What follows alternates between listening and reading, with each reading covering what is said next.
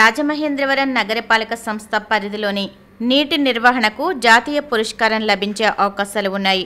నగరపాలక సంస్థలో నీటి నిర్వహణ అత్యుత్తమంగా ఉందని కేంద్ర బృంద సభ్యులు సుమన్ లక్ష్మి కితాబునిచ్చారు.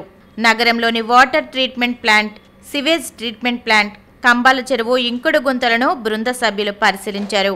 నగరపాలక సంస్థ పరిధిలో నీటి నిర్వహణ పనులను 6వ జాతీయ జల పురస్కారానికి ఎంపిక చేయడానికి పరిశీలిస్తున్నట్లు ఈ సందర్భంగా వారు వెల్లడించారు.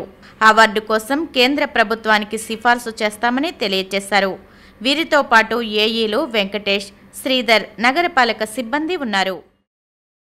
అహ్మద్ నుంచి లండన్ బయలుదేరిన ఎయిర్ ఇండియా విమానం ఘోర ప్రమాదానికి గురై 242 మంది మరణించిన సంగతి తెలిసిందే.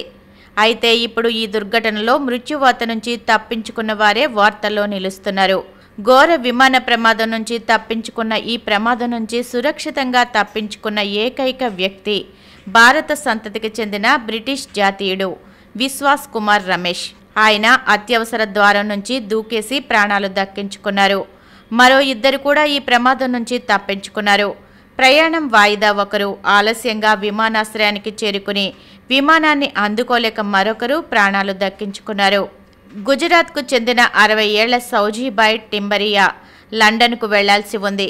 ప్రమాదానికి గురైన విమానంలో టికెట్ బుక్ అయింది. సీట్ నెంబర్ కూడా కేటాయించారు. కానీ వ్యక్తిగత కారణాలతో ఆయన ప్రయాణం వాయిదా వేసుకున్నారు. భూమి చౌహాన్ అనే యువతి అదే విమానంలో టికెట్ బుక్ చేసుకుంది.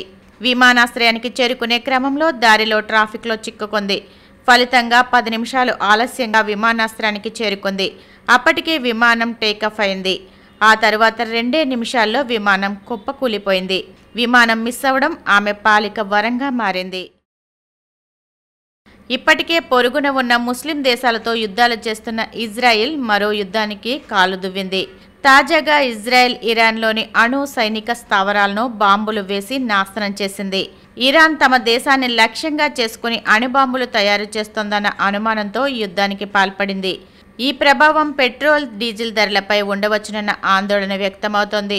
ఇరాన్ కూడా ప్రతిదాడికి పాల్పడే అవకాశాలు ఉండడంతో ఒక్కరోజే క్రూడాయిల్ ధరలు 12% పైగా పెరిగాయి.